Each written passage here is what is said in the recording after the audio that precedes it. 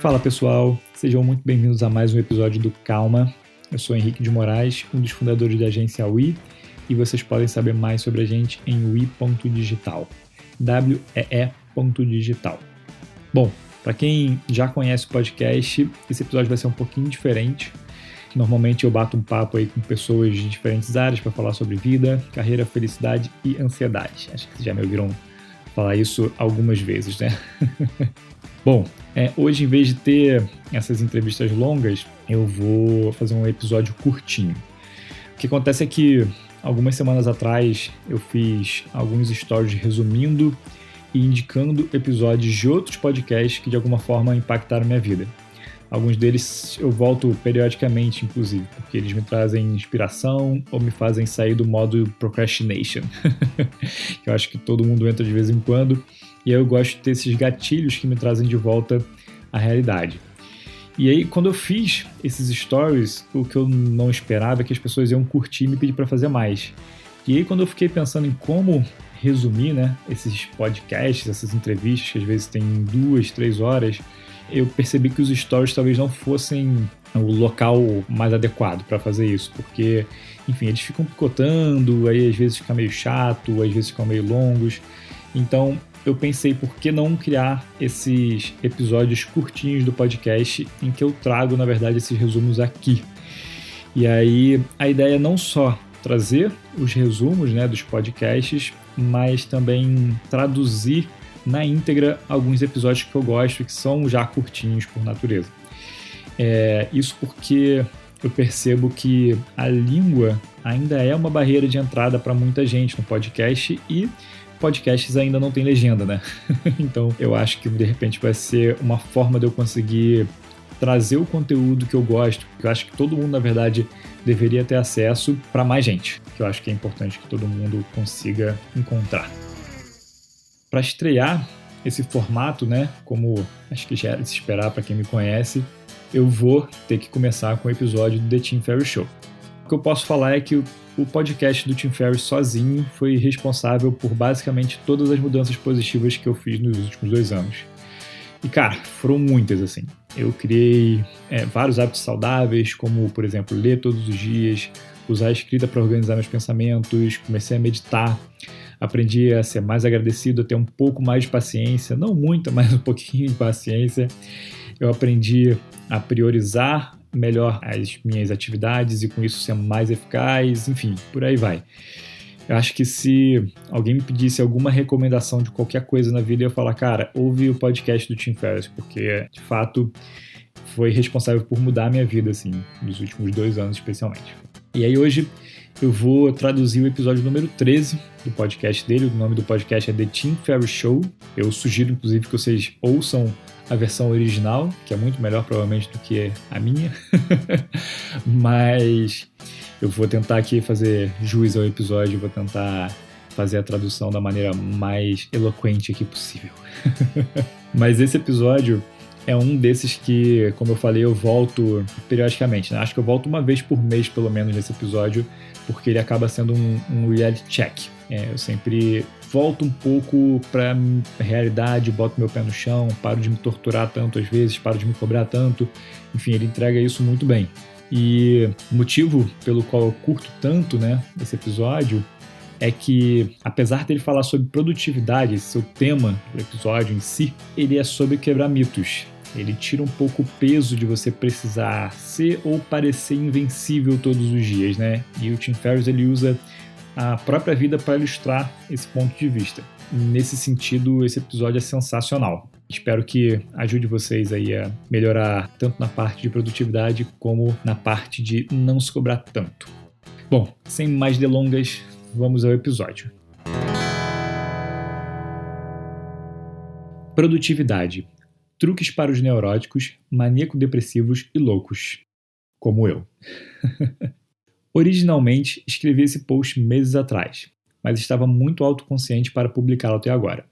A seguinte citação me convenceu a seguir em frente. No momento em que você sente que, possivelmente, está andando nu pela rua, expondo muito do seu coração e sua mente e o que existe por dentro, mostrando muito de si mesmo, é nesse momento que você pode estar começando a acertar. Essa citação é do escritor Neil Gaiman em um discurso na University of the Arts. E aí, galera, aí já é Henrique falando aqui, cortando o Tim Ferriss e entrando o Henrique, eu vou colocar um link para esse discurso do Neil Gaiman aqui na descrição do episódio, tá? Assim como todos os links para esse post, que na verdade esse episódio do Tim Ferriss ele é um post do blog dele, que depois ele fez um episódio lendo também, tá? Eu vou colocar o link pro post e pro episódio, então quem quiser depois ver os originais. Voltando aqui para a leitura. Então, aqui vai, e eu espero que ajude pelo menos alguns de vocês. Parte 1. Reality Check. Alguns meses atrás, eu tive uma festa de aniversário. Acontece todos os anos, é claro. Eu e uma dúzia de amigos nos reunimos e aproveitamos vários dias de sol, praia, e jogamos bastante conversa fora. No último dia, eu não levantei até às 11h30, sabendo muito bem que os últimos amigos que estavam lá iam embora ao meio-dia. Eu estava com medo de ficar sozinho. Como uma criança, escondi minha cabeça debaixo do edredom, literalmente, e apertei o modo soneca do despertador até que a realidade não pudesse mais ser adiada. Mas, por que eu estou te dizendo isso? Parte 2. O perigoso mito das pessoas bem-sucedidas. Todos nós queremos ser e parecer bem-sucedidos. Um termo bem nebuloso na melhor das hipóteses. E a mídia gosta de retratar os destaques como super-heróis. Às vezes, essas histórias dramáticas de superar as probabilidades são inspiradoras. Só que, mais frequentemente, elas levam a uma conclusão prejudicial, que é a seguinte. Bem, talvez eles, os empresários, artistas, criadores com fama de super-heróis, talvez eles possam fazer isso, mas eu sou apenas uma pessoa normal. Esse post tem como objetivo dar uma olhada nos bastidores da minha própria vida. Embora eu tenha feito já matérias que acompanharam o meu dia a dia, eu raramente deixo os jornalistas me sigam durante um dia normal. Por quê? Porque eu não sou nenhum super-herói. Eu não chego nem a ser um normal consistente. Para vocês terem uma ideia, nos últimos 3 meses eu chorei enquanto assistia ao filme Rudy, apertei repetidamente o modo soneca e acordei de 1 a 3 horas depois do horário planejado, simplesmente porque eu não queria enfrentar o dia. Considerei doar tudo o que tenho e me mudar para Montreal, Sevilha ou Islândia. A localização varia de acordo com o que eu estou querendo escapar. Vi um terapeuta pela primeira vez, pois me convenci de que estava condenado a ser um pessimista para a vida toda. Usei sites idiotas e estúpidos para relaxar durante o dia, quando claramente tinha coisas mais importantes e urgentes para fazer. Tornei meu consumo diário de cafeína, leia-se automedicação, tão alto que meu pulso, em repouso, era de mais de 120 batimentos cardíacos por minuto. Foram de 8 a 10 xícaras de café por dia, no mínimo. E vesti a mesma calça jeans por uma semana inteira, só para ter uma constante, necessária durante semanas de caos. Parece bastante disfuncional, né? Mas, nas últimas 8 semanas, eu também. Aumentei minha renda passiva em mais de 20%, comprei a casa dos meus sonhos, meditei 2 vezes por dia durante 20 minutos por sessão sem falhar. Isso marca a primeira vez que consigo meditar de forma consistente. Reduzi minha ingestão de cafeína para quase nada nas últimas 4 semanas. Geralmente só chá pela manhã e pela tarde, mas não tomei mais de 1 xícara de café por semana. Com a ajuda dos meus ouvintes e leitores, arrecadei mais de $100 mil para a caridade no meu aniversário. Levantei $250 mil em 53 minutos para uma startup que eu estou investindo. Assinei um dos negócios mais emocionantes dos meus últimos 10 anos. Adicionei cerca de 10 quilos de músculo depois de aprender a dor e a alegria dos front squats de alta repetição. Percebi, mais uma vez, que os sintomas de maníaco depressivo são apenas parte do empreendedorismo. E, por último, me aproximei de todos os meus familiares. Então, qual é o ponto aqui? A maioria dos super-heróis não se parecem nada com super-heróis. São apenas criaturas estranhas e neuróticas que fazem coisas grandiosas, apesar de muitos hábitos autodestrutivos. Pessoalmente, eu sou péssimo em eficiência, ou seja, fazer as coisas rapidamente. Por isso, eu estou dividindo com vocês o meu processo de 8 etapas para maximizar a eficácia, ou seja, fazer as coisas certas. Número 1. Acorde pelo menos 1 hora antes de ir para alguma tela. E-mail e redes sociais são assassinos de mente. Número 2. Faça uma xícara de chá e sente com uma caneta e papel. Passo 3.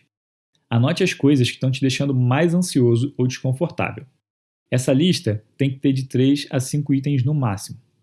Muitas vezes essa lista é feita com os itens que já foram postergados, ou seja, transferidos de uma lista de tarefas para outra por vários dias. Isso porque o que acontece é que as coisas que deixam a gente mais desconfortável ou ansioso são normalmente os itens mais importantes da sua lista. Número 4. Para cada item, pergunte-se: se essa fosse a única coisa que eu conseguisse terminar hoje, eu ficaria satisfeito com o meu dia? E cumprir essa tarefa fará com que todas as outras fiquem mais fáceis de serem realizadas depois? Número 5. Observe apenas os itens para os quais você respondeu sim, para pelo menos uma dessas perguntas. Número 6. Bloqueie pelo menos 2 a 3 horas para se concentrar em um desses itens hoje. Deixe o resto do material urgente menos importante de fora. Isso ainda vai estar lá amanhã. Número 7. Para ser bem claro, bloqueie de 2 a 3 horas para se concentrar em uma dessas tarefas hoje. Eu quero que fique claro que isso é um bloco só de tempo, ou seja, não adianta ficar pegando 10 minutos aqui e ali para somar de 2 a 3 horas. Isso não funciona. E, número 8, se você se distrair ou começar a procrastinar, não surta. Apenas tente voltar gentilmente para sua única tarefa. É isso aí. Essa é a única maneira que encontrei de criar grandes resultados, apesar do meu desejo interminável de procrastinar, de tirar uma soneca ou desperdiçar meus dias com coisas inúteis. Se eu tiver 10 coisas importantes para fazer em um dia, é 100% certo de que nada importante será feito naquele dia. Por outro lado, eu consigo lidar bem com um item para fazer e bloquear meus comportamentos estúpidos e autodestrutivos durante umas 2 a 3 horas por dia. Isso é bem possível. Então, não é preciso muito para parecer sobre-humano ou parecer bem-sucedido para quase todo mundo ao seu redor. Na verdade, você só precisa de uma regra, que é a seguinte: o que você faz é mais importante do que como você faz todo o resto. E, só porque você fez uma tarefa bem, não significa que ela seja importante. Vou repetir. O que você faz é mais importante do que como você faz todo o resto. E só porque você fez uma tarefa muito bem, não significa que ela era importante. Se você sentir consistentemente a necessidade que é super contraproducente de fazer muita coisa, coloque essas frases em um post-it. Estar ocupado é uma forma de preguiça, pensamento preguiçoso e ação discriminada. Estar ocupado é frequentemente usado como disfarce para evitar as poucas ações criticamente importantes, porém desconfortáveis. Eu vou ler de novo. Estar ocupado é uma forma de preguiça, pensamento preguiçoso e ação discriminada. Estar ocupado é frequentemente usado como disfarce para evitar as poucas ações criticamente importantes, porém desconfortáveis. E quando, apesar dos seus melhores esforços, você sentir que está perdendo no jogo da vida, lembre-se, até os melhores dos melhores se sentem assim de vez em quando. Quando eu estou desesperado, sempre me lembro do que o escritor Kurt Vonnegut fala sobre o seu processo. Quando escrevo, sinto-me como um homem sem braços e sem pernas com um giz de cera na boca. Ou seja, não superestime o mundo e subestime a si mesmo. Você é melhor do que você pensa e você não está sozinho. Bom, pessoal, Henrique aqui de novo. Esse foi o episódio número 13 do The Tim Ferriss Show. Como eu falei, eu vou deixar aqui na descrição do episódio o link tanto para o post de blog como para o episódio original, tá? Então vocês vão poder ver tudo na íntegra se vocês quiserem.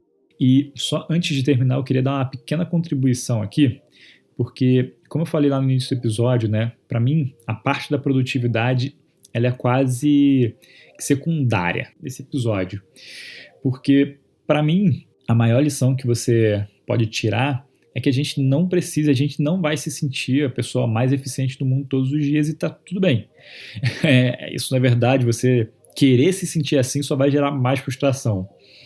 E o que a gente precisa, na verdade, é encontrar um caminho para conseguir fazer o que a gente tem que fazer, né, gerar os resultados que a gente quer gerar, apesar da nossa vontade de não fazer aquilo, né, de procrastinar ou de, enfim, fazer qualquer outra coisa, ou inclusive de pegar as tarefas que são menos importantes. A gente faz isso o tempo inteiro. A gente pega tarefas que são idiotas, que são rápidas de matar, em vez de pegar as que a gente precisa fazer. E aí, uma outra coisa que esse episódio também me fez perceber é que a gente tem um hábito de criar listas de tarefas que são impossíveis de terminar. E esse, para mim, é o maior erro que uma pessoa pode cometer. Então, o que eu fiz depois de ouvir algumas vezes esse episódio, apesar de eu não conseguir fazer 100% do que ele fala, então, por exemplo, eu não consigo ter só um item para fazer na minha lista de tarefas. Para mim isso é impossível, tem que ter mais. E aí eu tive que encontrar alguma forma de me organizar nesse sentido. E aí o que eu fiz? Todo início de semana eu sento e coloco todos os itens macro que eu tenho para realizar. E aí depois eu vou dividindo diariamente esses itens macro em pequenos itens para serem realizados no dia. E eu tento ser bem realista com esses itens, galera. Isso é o mais importante. Então sejam muito realistas, coloquem itens que vocês vão conseguir terminar em um dia de trabalho. E em um dia de trabalho normal, assim, não em um dia de trabalho de 14 horas. Normalmente fico com 3 a 4 itens, quando são coisas que são difíceis de realizar, e quando são coisas pequenas chega até 8, talvez, tá? O que eu faço eu olho e garanto que eu vou conseguir terminar aqueles itens naquele dia. E aí termino. Por quê? A sensação de terminar uma lista de tarefas no dia é tão boa, é tão libertadora e vai fazer vocês se sentirem tão produtivos e tão melhores, vai mexer na autoestima de vocês, enfim. Se eu pudesse deixar alguma contribuição aqui, é essa, assim, terminem as suas listas de tarefas e para isso vocês precisam fazer listas de tarefas realistas, tá bom? Então, esse foi o episódio, eu espero que vocês tenham curtido e se esses episódios curtinhos forem legais e fizerem sentido para vocês, por favor, me avisem. Eu vou adorar ter feedbacks e espero ver vocês no próximo episódio.